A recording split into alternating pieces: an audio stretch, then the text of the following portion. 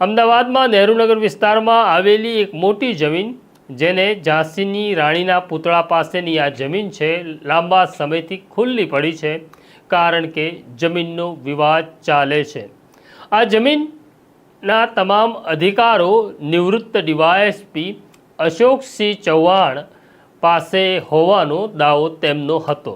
હવે ઘટના એવી ઘટે છે કે આ જ વિસ્તારની અંદર રેડીમેડ કપડાં વેચતા ફેરિયાઓનું એક મોટું બજાર ભરાતું હતું, પરંતુ ગુજરાત હાઈકોર્ટના આદેશ પછી આ તમામ ફેરિયાઓને ત્યાંથી ઊભા કરી દેવામાં આવ્યા. આ ફેરિયાઓ ધંધો રોજગાર કરવા માગતા હતા, એટલે તેમણે કેટલાક લોકોનો સંપર્ક કર્યો અને પછી એક પ્લાન બન્યો કે અશોકસિંહ ચૌહાણનો જે ખુલ્લો પ્લોટ છે, વિશાળ પ્લોટ છે, ત્યાં આગળ પાથરણા બજાર ભરાશે અને પછી બધા જ ફેરિયાઓએ એક ચોક્કસ રકમ, જે બહુ મોટી રકમ થતી હતી, તે નિવૃત્ત ડીવાયએસપીને આપી પાથરણા બજાર શરૂ કર્યું. પરંતુ ત્યાં પણ અમદાવાદ કોર્પોરેશનના અધિકારીઓ પહોંચ્યા અને કહ્યું, આ જમીન ખેતીની છે, અહીંયા કોઈ વ્યાપારિક પ્રવૃત્તિ ન થઈ શકે, એટલે ફરી કામ અટકી ગયું.